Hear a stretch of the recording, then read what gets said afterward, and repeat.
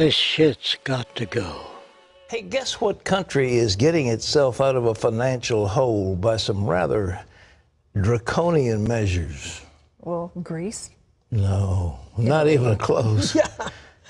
Iceland. Iceland? Iceland. Who They knew? are putting people in jail. They are putting, like, prime ministers being indicted. They're going after bankers. The people said, Really? yeah, I said, those banks were ripping us off. We don't like what they did. They brought our country to ruin. And now Iceland suddenly is turning around. Their GDP is growing, and they look like a big success story. The former chief executive and chairman of Anglo-Irish Bank, Sean Fitzpatrick, has appeared in court in Dublin.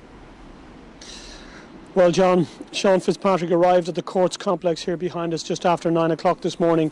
He was put into a Garda van at the Bridewell Garda station and driven here.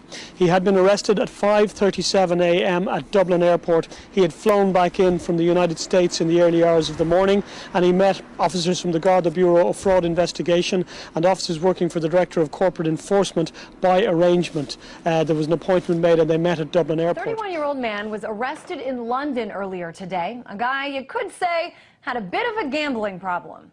Just how much money did he lose while working as a trader at the investment bank UBS?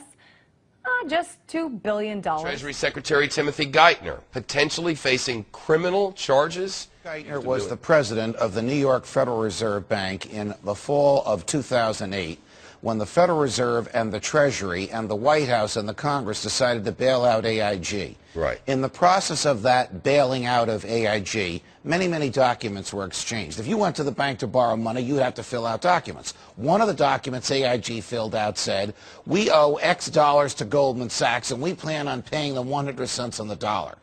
According to Bloomberg, emails that came out yesterday say that lawyers for the Federal Reserve Bank said, we were told to strike this from the form so that AIG would not reveal to the Treasury Department or to the public that this money was going to be paid to Goldman Sachs because that's a politically toxic issue. Goldman Sachs making a fortune, making 100 cents on the dollar with federal funds. Now, if you go to buy a $25 savings bond from the federal government and you falsify the document to acquire that bond, you can go to jail. That's right. If you borrow $185 billion from the government, like AIG did, and you falsify a document, even if the government told you to do so, the people involved can go to jail. Debate in India over thousands of crores of black money being stashed away in secret Swiss bank accounts. A former Swiss banker has handed over details of offshore accounts of 2,000 high net worth individuals to the whistleblowing website WikiLeaks. Rudolf Elmer, a former employee of a Swiss bank, handed over 2 disks of information to WikiLeaks founder Julian Assange in London. He says they have information on tax evasion by celebrities, business leaders, and even politicians from the US, Britain, and Asia, but it's not yet clear if there are Indians on the list.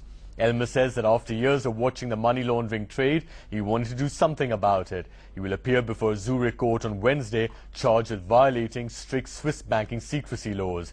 WikiLeaks now plans to put up the information on the website in a matter of weeks. Pointed out that the arrests are not an indication of a systemic failure. Yesterday, at least 8 top officials of state-run banks and financial institutions have been arrested by the CBI on Wednesday. The allegations are that they accepted bribes in exchange for disbursing loans to corporate housing and realty companies, despite suspect credit records, and at other times for bailing out realty IPOs. Royal Bank of Scotland is reportedly set to be fined €186 million for the same interbank interest rate rigging scandal that's hammered Barclays. The British regulator, the Financial Services Authority, says 4 banks, Barclays, RBS, HSBC and Lloyds, will have to pay compensation to customers because they missold products to protect small businesses against a rise in interest rates.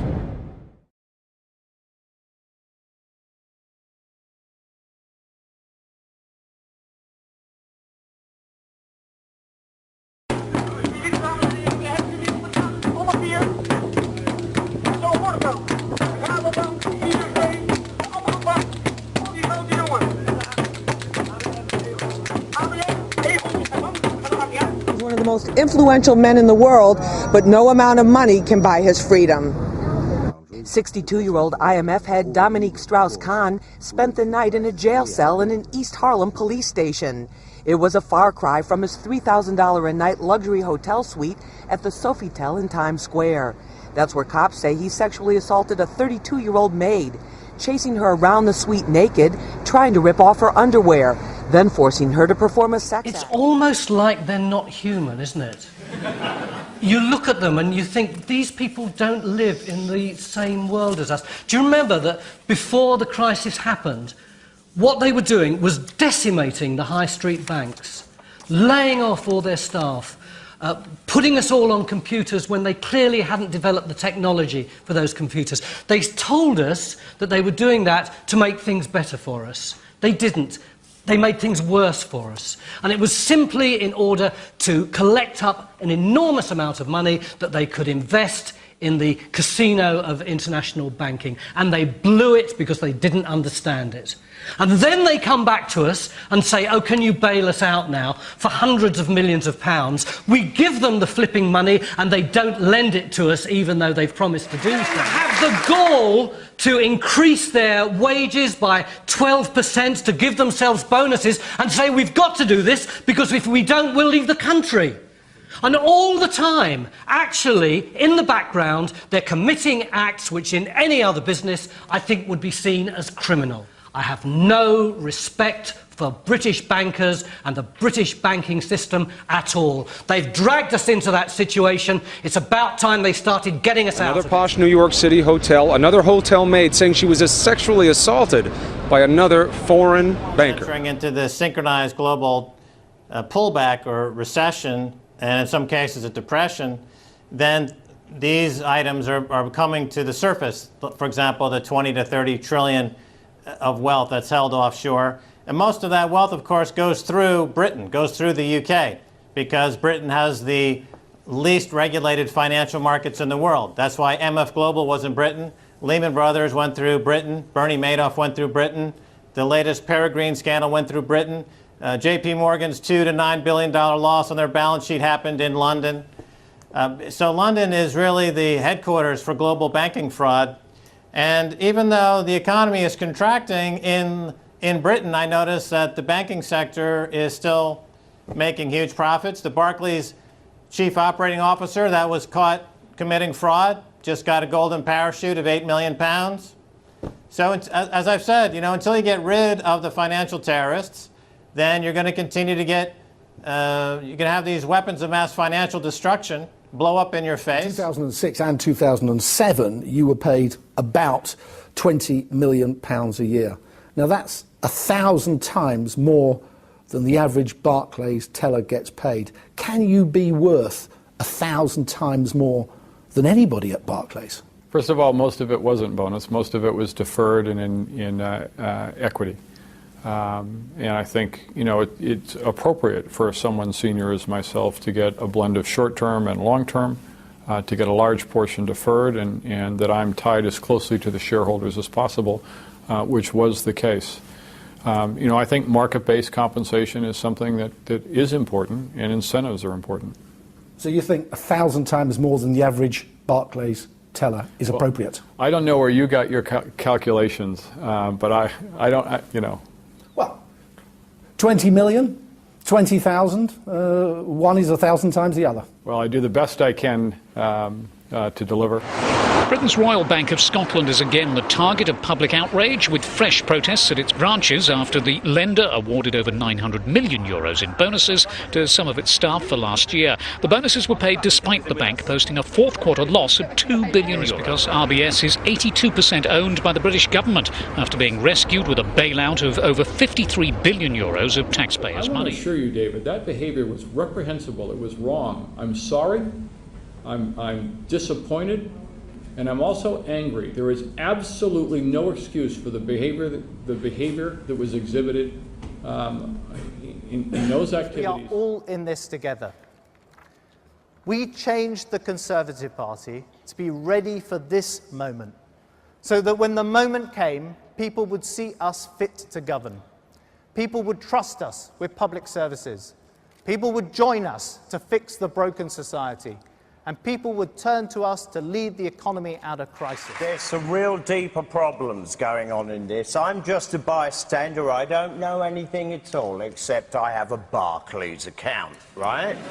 And that becomes a problem to me, because I know Citibank somehow are connected to this too. And when I live in America, I have a Citibank account, right? And this worries me, that this kind of shenanigans, right? And you said there's crimes. Everybody seems to know there's crime here. Yeah. Now, how on earth is Parliament going to discuss this, really, when both sides, left and right, are connected to this, right? It doesn't just... This doesn't just go back to Brown. Right? This is part of the ongoing problem. Mr. Diamond comes from Wall Street. Right? Hello. Both parties love this idea. They're fiddling with rates. Right? They're affecting the world, and everything we used to count on as being dependable and accurate is now going to be discussed by these argumentative chaps. There's never going to be a conclusion in that. Who do you want to see do it? Listen, if I nick a motor, right, I'm going to be up before the judge, the Rosa, right? Hello, same thing. Judge. I'm not in charge. You are. I have no authority over you or anyone else. On the contrary, you have authority over me. Think of me as a spokesperson for all the people of the world, controlled by you through social media. Before we get into how that works, let's take a look at this map. Now, this is us. A bunch of lines, divisions, boundaries, countries competing for limited resources, economic domination, religious superiority. Competition is healthy when it comes to cricket or Facebook travel pictures, but this is just stupid. Let's zoom out and get another perspective. To scale, our solar system is a grain of sand in the Sahara Desert, and this little pixel is our only home. Yet we're sucking up resources like there's no tomorrow, breeding like rabbits, strangulating other species out of existence. Plastic waste in the ocean is growing larger than most countries, with nothing in place to stop it. Industries that are harming our planet are so powerful they can prevent or slow down cleaner technology for the sake of short-term profit. Governments, justice systems, the media are all influenced by self-interest groups whose actions often conflict with the well-being of humankind. Obviously, the world is full of a lot of good people, but as a whole, we're contributing to a system that's broken. We're going down a bad path.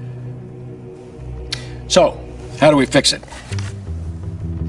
Together, through social media, we can influence world leaders and industries to start improving the world as opposed to ruining it. We know this will work because history has repeatedly shown us that leaders and industries must follow public opinion or they fail. Sharing this video, endorsing it, tweeting it, goes a long way toward the creation of a legitimate global democracy. Because the more people unite in one place, the more powerful their voice becomes. A Greek departure from the currency would inflict collateral damage, says PIMCO. At worst, it could spur sovereign defaults in Europe, as well as bank runs, credit crunches, and recessions that may spark more euro exits. Look, Greek exit, at worst, means more money printing for the banks, and they've already priced that into their stocks and their bonuses. What they're really afraid of is that a country finds its inner gonads and decides to become politically independent. That's what they're fearful of. A country standing up for itself. They want Iceland to be just contained. They don't want Greece to stand up for itself. They don't want Ireland to stand up for itself, because then they would tell the bankers to stuff it. That's the real problem. They threaten this financial terrorism, which is false. It's false. These are false attacks. It was a false attack in 2008. It was a concocted, overcooked attack in 9/11. It's a false attack.